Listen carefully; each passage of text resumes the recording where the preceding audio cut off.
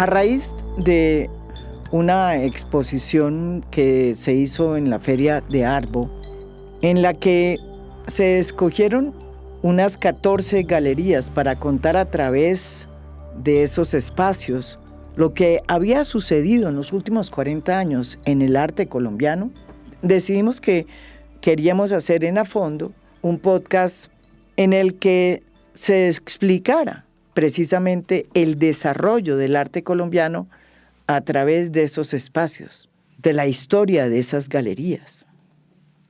Y que se contara no solo lo que aportaron estos espacios en la construcción de un mercado del arte y de una cultura que no existía, sino también el lado oscuro que siempre ha arrastrado el mercado de arte en Colombia y que lo une, así no lo queramos decir y no sea políticamente correcto, con el mundo del narcotráfico. Fue entonces cuando nos topamos con José Ruiz, nuestro invitado de hoy en A Fondo, un artista colombiano que vive y trabaja en Bogotá, que estudió arte e historia del arte en la Universidad de los Andes. Hace 5 años, José Ruiz, junto con Carolina Cerón y Natalia Gutiérrez, hicieron una investigación que fue incluso la base para la exposición que vimos en Arbo sobre la historia de las galerías en Colombia, que tuvo por título Por las Galerías. En esa investigación se recoge la historia de lo que sucedió en estos espacios desde 1940 hasta el sol de hoy. Y entre los hallazgos, que son muchos, está el de, por ejemplo, descubrir que a lo largo de estos años, las mujeres, no solamente como promotoras culturales, sino como artistas, tuvieron un desempeño clave y determinante en el desarrollo del arte colombiano. Mujeres no solo como Marta Traba, sino como Rita de Agudelo, como Clemencia Lucena, como Asenet Velázquez, como Gloria Sea, como Ethel Klenner o Gloria Saldarriaga. Revela de nuevo episodios e incluso trae a la superficie episodios ya olvidados, como el hecho de que una crítica de arte tan importante como Marta Traba también tuvo su galería. La investigación también indaga en esa relación que hay entre el arte y el narcotráfico. Una relación vergonzosa que aún todavía es difícil plantearla sobre la mesa, pero que esta investigación la hace con un rigor académico importante. Al crecimiento de un arte moderno, de un arte contemporáneo, de un arte vanguardista, pues también fueron epicentros donde se vendían obras que terminaban en manos de los grandes narcotraficantes, como sucedió con Pablo Escobar. José Ruiz nos va a explicar aquí en A Fondo cómo comenzó esta investigación, con quién la hizo y cómo fue que tejió esta memoria aún frágil y que hasta ahora estamos empezando a conocerla. Bueno, muchas gracias por la invitación. Esta, como decías, es una investigación que desarrollamos con Carolina Cerón y Natalia Gutiérrez durante más o menos 3-4 años, ya hace un rato, y que culminó en un libro que publicó Vidartes que se llama Por las Galerías, Atlas de Galerías y Espacios Autogestionados en Bogotá, 1940-2018. Es una investigación que abarca un rango temporal muy amplio y surge a partir de un encuentro que tuvimos Natalia y yo con una serie de materiales efímeros, invitaciones, afiches, catálogos, plegables, donde veíamos un montón de nombres de espacios que habían existido, pero que en nuestra formación de historia, como historiadores del arte, nunca habíamos tenido razón de. Es decir, un montón de galerías que habían existido en los años 50, 60, 70, 80 y 90 incluso, que encontramos que no estaban historiadas, que no había ningún documento, registro, investigación que las abarcara más allá de la mera mención, es decir, de citarlas como espacios que habían existido algún momento. Entonces, en alianza con Carolina, lo que hicimos fue empezar a hacer una investigación rigurosa de entender qué galerías habían existido, en qué periodos, qué artistas habían colaborado con esas galerías, qué gestores culturales habían impulsado estos espacios, porque detrás de cada galería hay uno o varios gestores que no solo se comprometen económicamente con un lugar, sino también que le hacen una apuesta para la creación de nuevos lenguajes del arte. Lo que nosotros entendemos como arte moderno, arte contemporáneo, vanguardia, performance, todo eso que ya está supremamente interiorizado en la discusión actual, todo eso surge a partir de proyectos pequeños, de exposiciones contestatarias, o de simplemente un grupo de personas que se reúnen a hacer algo. Y eso ocurre en unos espacios, y esos espacios en esta historia son galerías. Si hay que comenzar por alguna galería, Juan Friede venía de una familia rusa que había emigrado a Europa a finales de la Primera Guerra Mundial. Era un científico, un empresario, un antropólogo y un indigenista, además de historiador. Llegó a Colombia en 1926 como representante de una empresa y se quedó. En 1940, completamente colombianizado, fundó lo que sería la primera galería de arte en Bogotá. Una galería con fines comerciales en un pequeño local ubicado en la carrera séptima frente al famoso edificio republicano de la Terraza Pasteur.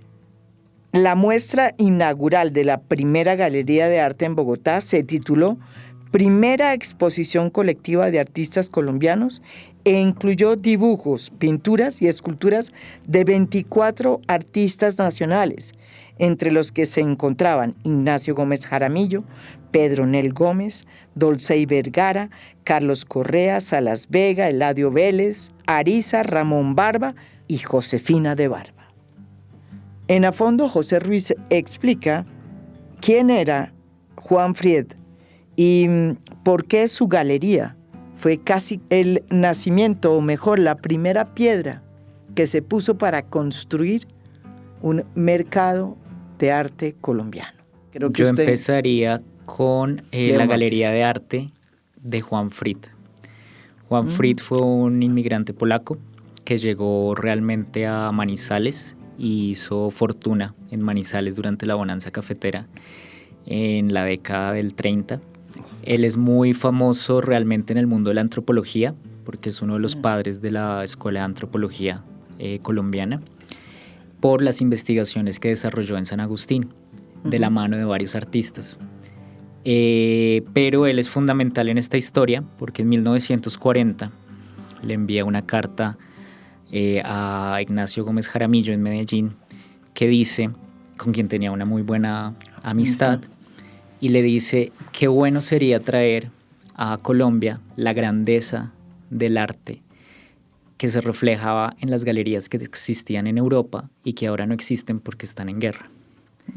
Entonces, a través de esa iniciativa es que decide fundar en 1940 la primera galería de arte comercial en Bogotá y en el país, que se llama Galerías de Arte. Es un espacio que para mí es completamente transgresor en la medida que presentó un programa que hoy incluso nos parecería innovador, en el sentido de que como el mercado del arte no existía, como no existían los museos, las instituciones, lo que hoy nosotros entendemos como un ecosistema del arte, lo que él hace es crear ese espacio como un núcleo para la discusión de temas culturales que incluían literatura, cine, patrimonio. Hace unos programas que hoy se podrían entender como residencias en las que él comisionaba a los artistas para que fueran a hacer registros a San Agustín, y por eso es más conocido desde el mundo de la antropología y la arqueología, porque hizo los primeros registros gráficos de la estatuilla de San Agustín, y era un aficionado al cine, entonces grababa películas de los artistas trabajando. Algunos inclusive les daba una especie de salario mensual para que pudieran dedicarse a trabajar. Esto es algo que hoy en día no ocurre. Por esa galería de Juan Friede empiezan a presentar sus obras artistas vinculados al muralismo mexicano, muy comprometidos con esa manera de hacer arte. Artistas de Medellín como Ignacio Gómez Jaramillo o como Carlos Correa, que es uno de los primeros artistas que se atreve a pintar desnudos en la historia del arte colombiano. Ahí pasan pues los artistas que están más comprometidos o pues más vinculados al muralismo mexicano, por ejemplo, artistas de Medellín, Ignacio Gómez Jaramillo, Correa, que es este artista que hace uno de los primeros desnudos en la historia del arte, que fue censurado cuando se presentó en el Salón Nacional de Artistas. De hecho, Juan Frit es el que va a salir a defenderlo públicamente y a decir que pues no tiene nada inmoral pintar un desnudo femenino. Y va a suceder algo muy interesante con la galería, y es la ubicación. Está ubicada en la carrera séptima con calle 22, a 2 calles de la Biblioteca Nacional, precisamente porque a partir de la construcción de la Biblioteca Nacional, del actual edificio, que fue en el 38, es que se constituye ese espacio donde ahora está el Museo de Arte Moderno, como el epicentro de la cultura en la ciudad. Entonces también esta idea que tenemos, que eso fue otra cosa que encontramos en la investigación, de los circuitos del arte y de los barrios de arte, es algo que viene desde la misma constitución de las galerías. San Felipe, entonces empieza en la Biblioteca Nacional, luego se traslada a la Avenida Jiménez, cuando ya empiezan otras galerías como la Galería de los Hermanos Rubio, que es el segundo espacio comercial, que luego lo compra Leo Matiz, Buchholz, El Callejón. La Galería de Arte Foto, Estudios Leo Matiz, se fundó en 1951 y duró funcionando y operando hasta 1960. Quedaba en la Avenida Jiménez, a 1 o 2 calles arriba de la séptima. Leo Matiz, para los que nos están escuchando, fue uno de los más importantes fotógrafos colombianos. Y su historia nos la cuenta aquí José Ruiz. Leo Matiz quedaba en la Avenida Jiménez, a 1 calle o 2 calles arriba de la séptima. Fue una galería que realmente no funda él, sino que, entre comillas, hereda o compra que había sido fundada por los hermanos Rubio, que eran 2 hermanos que tenían una tienda de lámparas y que deciden empezar a comercializar arte, pero que de nuevo en un lugar que no tiene mercado del arte porque no hay cultura del arte, tienen que también empezar a hacer un programa de educación artística. No había cultura de arte en esa época en Colombia. De arte plástico era muy poco, casi todo estaba enfocado hacia la literatura, hacia la poesía. Entonces se asocian con una serie de críticos, también extranjeros, para hacer unos cursos de arte dentro de las mismas instituciones de la galería, y ahí es donde empieza realmente lo que podríamos entender como un lenguaje moderno, como entender cuál fue el inicio del arte moderno, es en estos espacios, en estas galerías. Entonces los Rubio empezaron con mucho entusiasmo, hicieron un programa muy ambicioso, trajeron obras de los artistas vanguardistas europeos para la primera exposición. De hecho, la primera exposición se llamaba Arte Moderno, tal vez, y era en una sala al lado derecho, los artistas europeos Modigliani, Picasso, grandes nombres, y al lado izquierdo los artistas modernos colombianos, Marcos Pina, Ramírez Villamizar Temprano, Wiedemann. Y a partir de esa comparación fue que se empezó a generar esta discusión del arte moderno. Ellos quiebran, inevitablemente. Esta también es una historia de grandes entusiasmos, sí, pero chocarse muy duro contra la realidad. Y cuando quiebran, Leo Matiz, que acaba de regresar a Bogotá después de haber vivido en México, de haber trabajado como fotógrafo para muchísimas revistas internacionales, él se establece entre Bogotá y Caracas, porque hace trabajos para tanto acá como en Caracas. Y compra la Galería de los Rubio y establece una galería que tiene la particularidad que también es un fotoestudio, porque pues, Leo Matiz es fotógrafo. Entonces, ahí es fundamental esta galería porque hace, por ejemplo, la primera exposición de Fernando Botero, de acuarelas de Botero. Hace exposiciones de fotografía, entender que la fotografía, que es este arte secundario, pues desde el inicio tuvo un lugar más o menos importante en el circuito. Hace exposiciones de caricatura, hace exposiciones de fotoreportería, hace exposiciones también, sí, como de distintas técnicas y frentes. Esa primera exposición que se hace en esta galería de Leo Matiz de Fernando Botero es una exposición que muchos recuerdan, porque en esa primera exposición de Fernando Botero que se hace en la galería Leo Matiz, la obra de este pintor colombiano no tuvo nada que ver con la estética que después va a adoptar la obra de este importante artista colombiano. No había gordas, solo flacas. Todavía estaba en un lugar de experimentación y pues a mi modo de ver es la época más interesante de Botero, porque es donde todavía se entiende ese tránsito entre un arte que es muy heredado de lo que estaba pasando en México, influenciado también por las tendencias de la abstracción geométrica y abstracta que estaban, la abstracción geométrica que venían del estilo internacional europeo y norteamericano. Entonces ahí hay algo que es muy interesante en esas primeras obras de Botero, ¿no? De Botero, y sobre todo lo que estaba sucediendo en la galería de Leo Matiz, que se vuelve un faro de la modernidad fotográfica, porque pues Leo Matiz es uno de los fotógrafos modernos, sí. Que también es una fotografía humanista, donde se le está dando una dignidad a través de ciertos reportajes que Leo Matiz había hecho para distintas revistas como Cromos, Estampa, etcétera. Pero también desde el punto de vista del arte hay como unos lenguajes que se empiezan a incorporar dentro de la cotidianidad, que son los lenguajes modernos. Y entramos entonces a la década del 60, en donde ya empieza a haber una consolidación del mercado del arte, que es impulsado por varios agentes que se vuelven claves, y también por un grupo de migrantes que llegaron por la guerra y que se instalaron en Bogotá, sobre todo, trayendo la cultura del arte y los espacios de galerías. La década del 60 empieza con una consolidación de, ya existe un mercado del arte.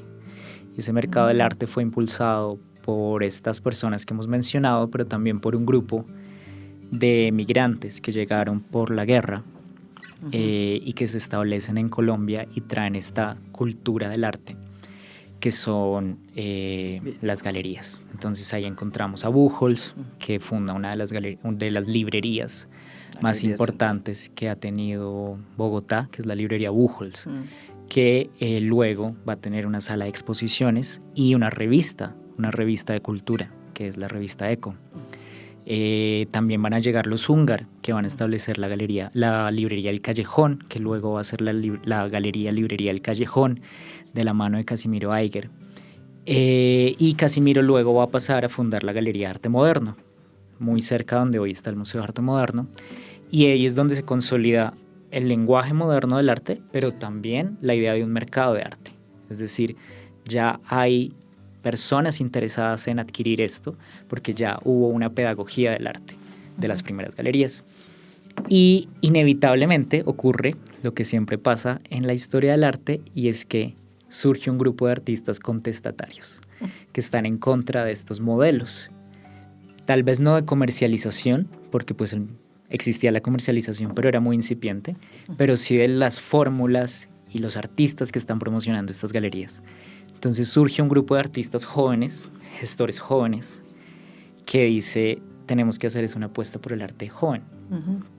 Y ahí surgen espacios que han tenido mayor o menor cabida en la historia del arte. Uno de los más importantes fue la Galería Belarca, con Eduardo Serrano, Alonso Garcés, Asenet Velázquez también, antes de que fundaran Garcés Velázquez.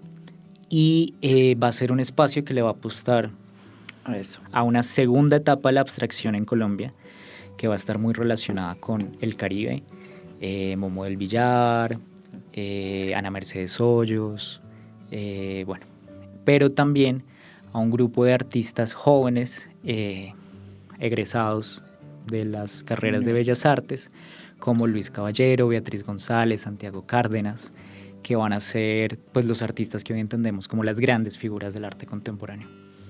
Y a mí me gusta mucho, y creo que esta sería mi siguiente elección, es la Galería Usted, que fue un proyecto autogestionado por los artistas Clemencia Lucena, antes de que se comprometiera con la causa revolucionaria desde el Moir, Bernardo Salcedo, Raúl Marroquín, Luis Fernando Lucena, que va a estar ubicado en el templete del Parque de la Independencia, que es este templete de la luz, y allí van a crear un programa de artistas jóvenes para artistas jóvenes, con unas propuestas completamente extrañas en lo que era ese circuito.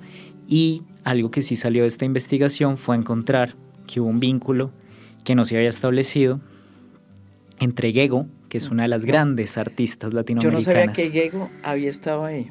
Y fue a través de una relación personal que tenía con Clemencia Lucena. Entonces, Gego con Clemencia. Gego es una artista venezolano-alemana que formó parte de Los Cinéticos en Venezuela. Era casi que la única mujer que formaba parte de ese grupo, integrado por artistas tan reconocidos como Jesús Rafael Soto y Carlos Cruz Diez. Ella decidió salirse de ese movimiento y hacer su propio camino. Luego de su muerte, que pasó un poco inadvertida en el mundo del arte, su obra ha venido recobrando una tremenda importancia y hoy es sin duda alguna una de las artistas más importantes. La investigación que hizo José junto con Carolina Cerón y Natalia Gutiérrez logró establecer que Gego vino a exponer a Colombia en virtud de que se había creado una relación personal muy fuerte entre Clemencia Lucena, una de las directoras de esa galería de Usted, y Gego. Pues para mí también fue una gran sorpresa encontrar que Clemencia tuvo una relación cercana con Gego. Las cartas están en la Fundación Gego, las cartas que se intercambiaban, y la invita a hacer una exposición de litografías en el 69 en Bogotá. Eso es como una cosa que uno no tiene. Y yo creo que es la única exposición. Tuvo de luego Gego. Otra en paralelo en el Banco de la República, en la sala que manejaba en ese momento, no me acuerdo quién la manejaba, pero en la sala del Banco de la Biblioteca Luis Ángel Arango realmente. Y luego participó en una exposición colectiva en la Galería de Rita, en San Diego. Gego. Pero entonces entender también cómo estas galerías se volvieron núcleos de circulación de artistas colombianos, pero también de artistas extranjeros de la talla, por ejemplo, de Gego. En 1965, una mujer del Valle del Cauca, de armas tomar, que decía que aquí la gente seguía pensando que los únicos artistas eran Grau, Obregón y Botero, decide abrir junto con Ramiro Castro, decide asumir la dirección de una nueva galería, la Galería San Diego, que quedaba precisamente en el barrio San Diego de Bogotá. Esta mujer y sus ganas de romper moldes va a cumplir una labor fundamental para abrirle campo a nuevas expresiones vanguardistas del arte colombiano. Dentro de las más importantes, la Galería de Rita de Agudelo, o dirigida por Rita de Agudelo, que en ese caso tenía un programa que era enfocado a traer artistas del exterior para que expusieran en Colombia. Por ahí pasó los venezolanos cinéticos, Soto, Cruz Diez, los conceptuales como Canditzer. Muchísimos artistas españoles llegaban a la Galería de San Diego a exhibir. Y ese es un caso muy importante de entender, el de Rita, porque también ella le hizo una apuesta al arte joven contestatario. Las primeras exposiciones de Antonio Caro, cuando se presenta el Marlboro Coca-Cola, cuando se presentan todas estas imágenes que hoy ya tenemos naturalizadas dentro del discurso de historia del arte, empiezan por apuestas como las de Rita, que dijo que permitía que en su espacio se llevaran a cabo exposiciones que en otros espacios tal vez no hubieran ocurrido. También Felisa Ursting presenta obras de chatarra con Rita. En este recuento de usted, ahí sí la Galería de San Diego de Rita de Agudelo, que fue un espacio que, como te decía, tiene un programa extranjerizante, es decir, que vengan los artistas de afuera a exhibir a Colombia. Es un programa que también va a estar muy vinculado con los artistas que pasaban por las Bienales de Coltejer, las Bienales de Medellín, y que luego también necesariamente por las Bienales de Artes Gráficas de Cali. Estos que son nuestros dos grandes eventos de la historia del arte fueron un motivo para que muchos artistas extranjeros vinieran al país, y Rita, muy visionaria, supo coger a muchos de ellos para que luego permaneciera la relación. Uno de los hallazgos que encontró esta investigación que hizo José Ruiz, Natalia Gutiérrez y Carolina Cerón, es que descubrieron que en ese momento era la crítica de arte, si no la más importante, la más influyente. Tuvo también, por corto tiempo, una galería en Bogotá. La fundó en 1968 y duró solo un año. No le fue bien a la papisa del arte, una mujer muy importante que se convirtió en una de las primeras historiadoras del arte moderno latinoamericano y que promovió a toda una generación de artistas excepcionales como Fernando Botero, Beatriz González, Alejandro Obregón, Luis Caballero, Gloria Martínez, y que tuvo entre sus estudiantes a mujeres como la cineasta Camila Lobo Guerrero y Amalia Iriarte. Escúchenla. Así hablaba Marta Traba del arte colombiano.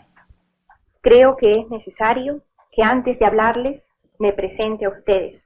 Me llamo Marta Traba y hace 5 años escribo la crítica de arte para el periódico El Tiempo y la revista Semana de Bogotá.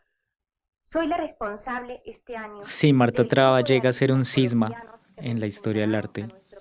Pues es una figura completamente estudiada que va a ser muy polémica en su momento, porque va a ser muy radical con sus comentarios respecto a un grupo de artistas que estaban vinculados con el muralismo, al grupo Bachué, y va a ser muy despectiva sobre el trabajo de los artistas académicos, de los artistas figurativos, clásicos, y por el contrario va a defender a capa y espada a los artistas, ella es la que va a lanzar a la generación de artistas modernos, donde está Ramírez Villamizar, Negret, Wiedemann, Grau, Botero. Pero luego va a ser abanderada... Obregón, por supuesto. Pero luego va a ser la abanderada de los artistas jóvenes, que ella considera, y el mejor ejemplo es la exposición con la que abre su galería, que se llama Los que son. Estos sí son, es casi como un manifiesto. Estos son los artistas jóvenes que van a marcar la pauta de ahora en adelante. Claro, es una lista que evidentemente son los artistas que uno tiene más recordación. Eran Santiago Cárdenas, Beatriz González, Clemencia Lucena, Caballero, creo que hasta estaba Mansur en ese momento. Una decisión extraña. Y Marta Traba pues va a tener un lugar en la crítica fundamental que va a estar mediado pues también por unos medios, revistas y publicaciones que la van a publicar reiteradamente desde El Tiempo, Estampa, Cromos, desde La Nueva Prensa, que va a ser la revista que va a tener su esposo Salamea. Y cuando decide retirarse la crítica, después de haber sido muy polémica, es que decide fundar una librería, la Librería Contemporánea. Y el proyecto no prospera mucho, pero ahí sigue y decide en paralelo fundar otra galería, que va a ser la Galería Marta Traba. Que realmente esto es uno de los puntos de inflexión de la investigación, porque, pues más que de inflexión, de inicio de la investigación, porque nos encontramos con una investigación que decía Galería Marta Traba y dijimos, fue pucha, ¿cómo no se conoce en la historia del arte que Marta Traba, este personaje tan estudiado, tuvo una galería comercial, y que implica que una crítica que estaba marcando la pauta desde la prensa haya tenido un espacio de comercialización de arte? A Marta Traba no le fue bien en la galería, no porque económicamente hubiera tenido un revés. Por el contrario, le estaba yendo divinamente. Pero resulta que la apertura de esta galería coincidió con un momento muy complicado en Colombia. Porque resulta que a Marta Traba le tocó irse de Colombia, porque fue expulsada personalmente por el entonces presidente Carlos Lleras Restrepo, quien le dio 24 horas para salir del país por considerar que sus declaraciones intervenían en los asuntos nacionales y que ella, como no era colombiana, sino argentina, pues no tenía por qué opinar. La furia que produjo la expulsión de Marta Traba se produjo por cuenta de unas declaraciones que ella dio cuestionando duramente una decisión que el propio presidente de entonces, Carlos Lleras Restrepo, había acometido cuando decidió militarizar la Universidad Nacional. En 1969, es decir, cuando acababa de hacer y de fundar su galería, tuvo que irse exiliada. Y solo en 1982 se le dio la nacionalidad colombiana, cuando subió como presidente de Colombia Belisario Betancur al poder. Sin embargo, Marta Traba no volvería a Colombia. Vendría por épocas hasta su sorpresiva muerte en este fatídico accidente de Avianca en Madrid en 1983. Eran muchas las mujeres, siempre han sido muchas las mujeres, solo que la historia del arte se ha encargado de por debajear el lugar que han tenido, no solo en la gestión cultural, también en la fotografía, en la pintura, en general. Yo sí soy defensor de que siempre han sido muchas las mujeres y nosotros no somos conscientes de ello porque desde la historia del arte se ha hecho un esfuerzo casi que por invisibilizarlas. Sí, porque aquí estamos hablando, mire que aquí está Clemencia Lucena, que es la de usted, Rita de Agudelo, que hizo una época. Asenet Velázquez. Además, volvemos. Ethel Klenner. Ethel Klenner ya después. Ya llegando al final. Pero siempre han sido. De hecho, hay un artículo que es muy famoso que se llama Arte con manos de mujer, que era entender cómo toda la gestión cultural colombiana estaba en manos de mujeres. Desde instituciones públicas, como pues ahí ya estaba Gloria Sea. Sí. Rita de Agudelo, pero también desde proyectos autogestionados como Clemencia Lucena. En este momento se me escapan muchísimos nombres, pero como te digo, esta es una historia que es completamente construida por Vamos mujeres. Entonces, Rita de Agudelo, ¿qué nueva? Ahí ya vienen las... Bueno, ahí ya viene la década... bueno, hay otra cosa importante y fue entender que personajes de la talla como Marta Traba. En los últimos 30, 40 años, se crearon en Colombia las escuelas de arte y empezaron a salir los primeros artistas colombianos graduados de esos centros de educación. Y empezó a crearse un circuito con un mercado cada vez más consolidado. Estuvo marcado por muchas de las galerías que hasta hoy perduran. Bueno, ya luego ya es lo que nosotros entendemos como la consolidación del mercado del circuito. Ya hay escuelas de artistas que están educando personas que entienden que hay un circuito al que pertenecen, y ese circuito va a estar marcado por Garcés Velázquez, que luego le va a dar la pauta para que aparezcan otras galerías muy contestatarias y muy importantes como Valenzuela y Klenner.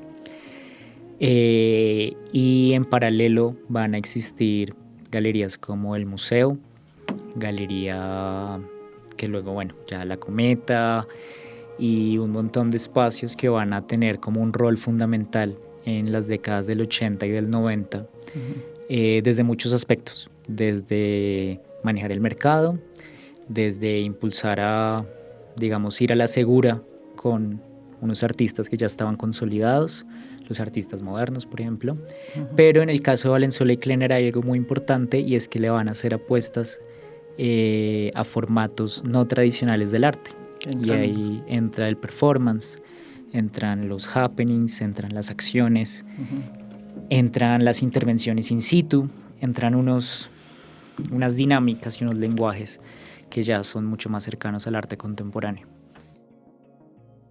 Mientras Bogotá se consolida como un epicentro de unas galerías que se van consolidando y de un mercado de arte cada vez más poderoso y fuerte, muchas cosas suceden en Cali, Medellín y Barranquilla.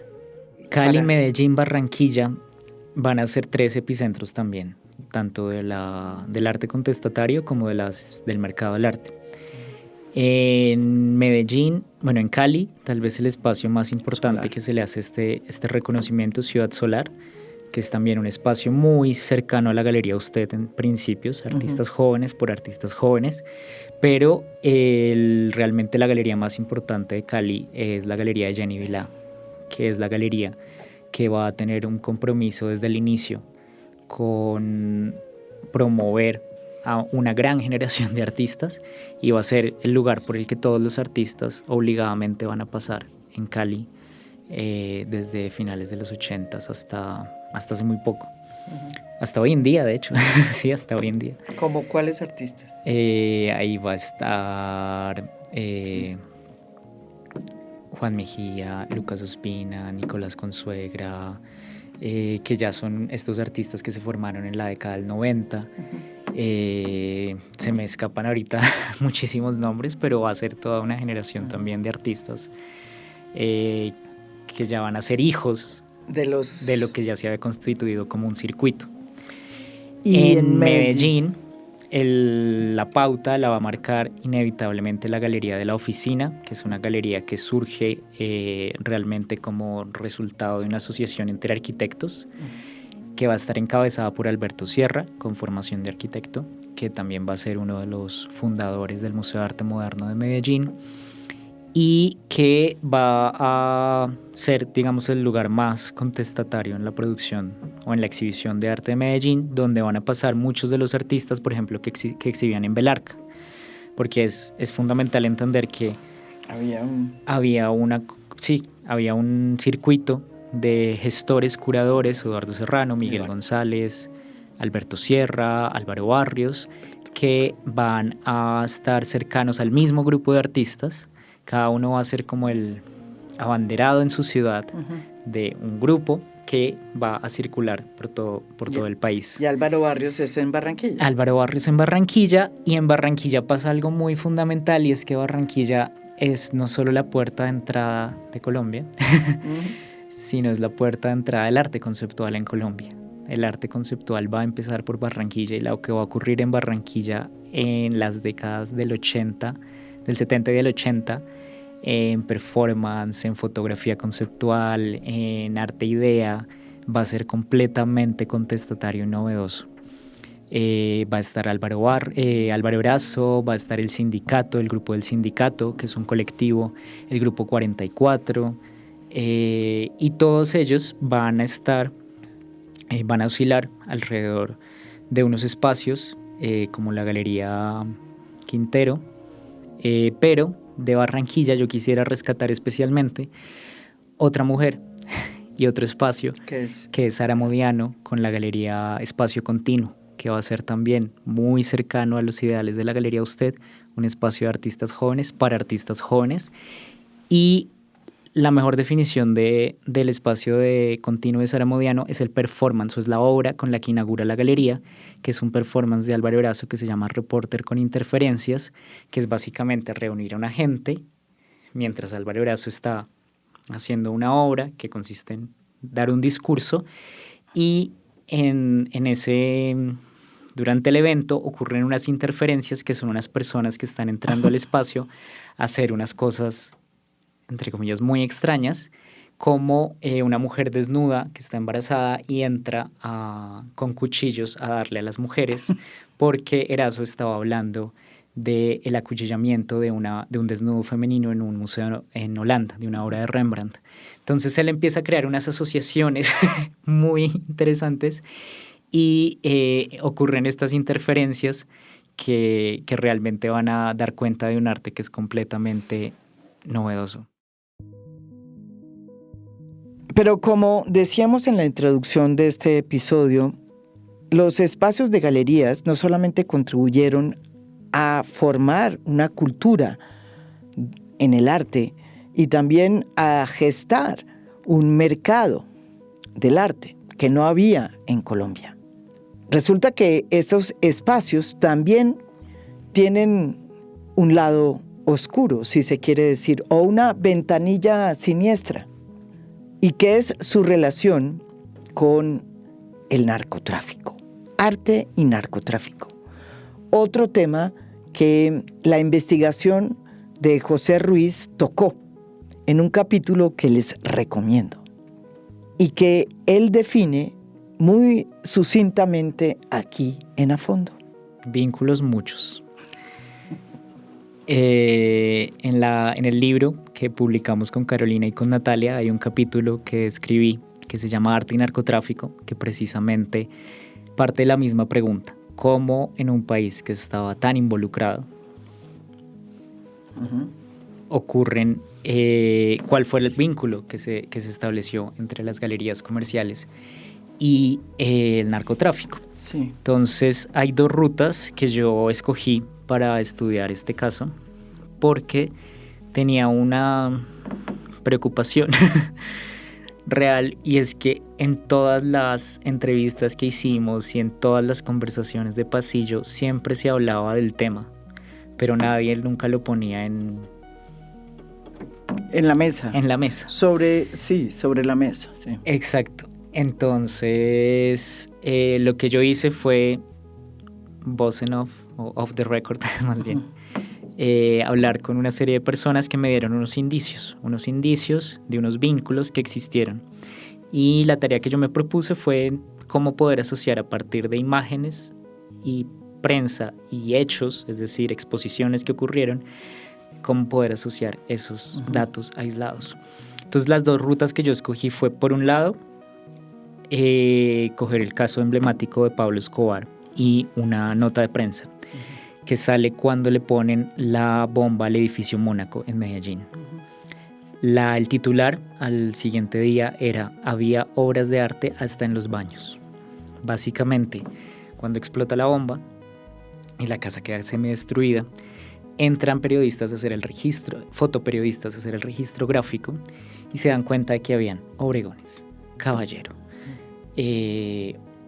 Negrets, un montón de obras que, como decía el titular, estaban hasta en los baños. Y lo que yo hice fue, a partir de las memorias que publica la viuda de Escobar, que había estudiado historia del arte, ella hace un recuento de cómo era su vida y cómo era su casa y cómo era el arte que le gustaba. Y en ese recuento para mí fue muy bueno, porque ella va espacio por espacio de la casa diciendo qué cuadros tenía cada espacio de la casa. Entonces lo que yo hice fue sacar un listado de esos artistas, de esos cuadros, de esas obras, cotejarlo con las imágenes que habían salido publicadas en la prensa, en El Tiempo, en Semana y en El Espectador cuando ponen la bomba, y sacar el listado de artistas, de todos los artistas que habían estado, pues de obras de artistas que habían estado en la casa de Pablo Escobar en determinado momento, y cruzarlo con las galerías que estaban comercializando esos artistas. Entonces ahí, Wow. que fue una tarea un poco desquiciada, llegar a un vínculo que fue fundamental, que es la Galería Quintana, que es la galería que después de muchos años hace la primera exposición de Botero en Bogotá, más o menos en el 82, 83, y la listado de obras, la descripción que hacen en la prensa de las obras que estuvieron en la exposición en esta galería, coinciden algunas con las obras que estaban en la casa de Pablo Escobar en el edificio Mónaco. Entonces, a partir de esos cruces es que yo entiendo que, claro, pues que es muy fácil de probar qué artistas, a través de qué rutas llegaron, qué obras al mercado narco. Ustedes en su investigación encontraron que este auge del nuevo mercado de arte estaba vinculado hasta qué punto con la irrupción del narcotráfico en la sociedad colombiana. Claro, lo que sucede es que pues, el mercado del arte es el mercado que más sirve para lavar dinero. Entonces empieza a llegar esta cantidad de gente con un poder adquisitivo muy grande, y el mercado lo empieza a regular es la posibilidad de lavar.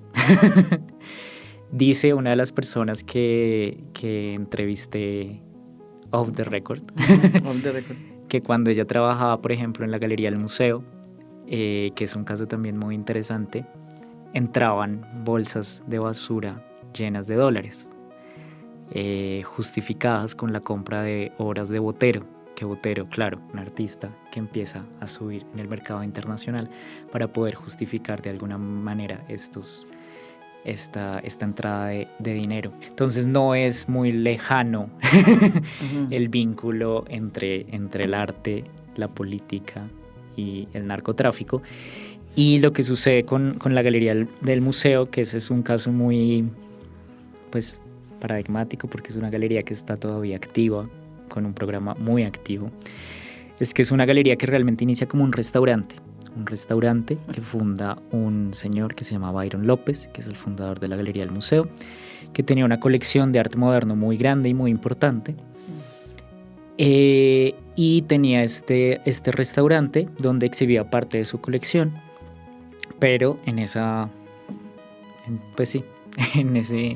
contexto él decide que pues para que tener un restaurante sí mejor se puede tener es una galería, y ahí es cuando nace la Galería del Museo. Pero pues Byron López, se sabe porque ya hay muchísimos documentos declasificados del gobierno norteamericano, tenía en paralelo varias empresas de transporte de mercancías por helicóptero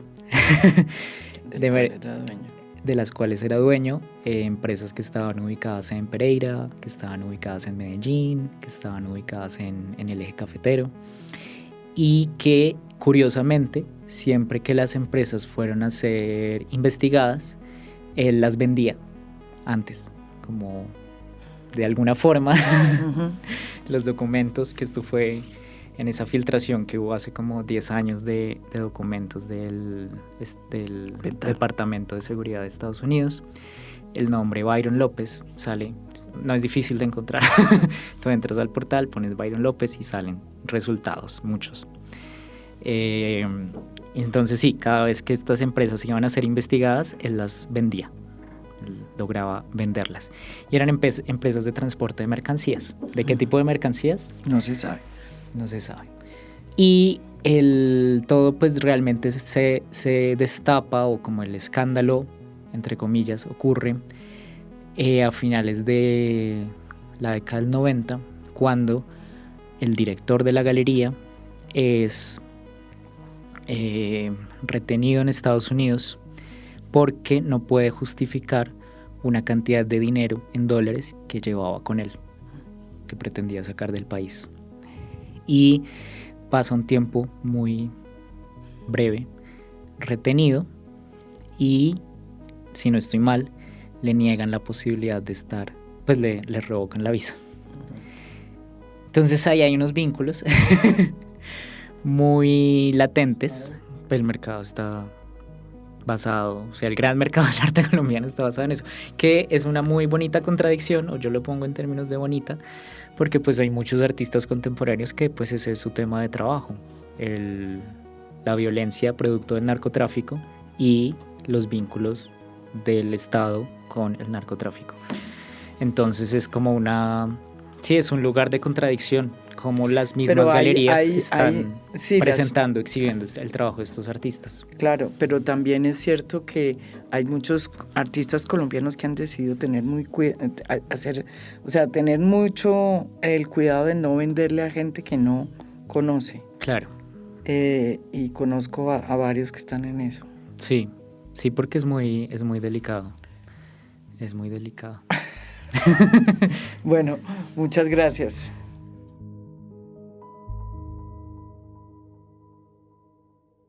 Esto es A Fondo. Mi nombre es María Jimena Duzán.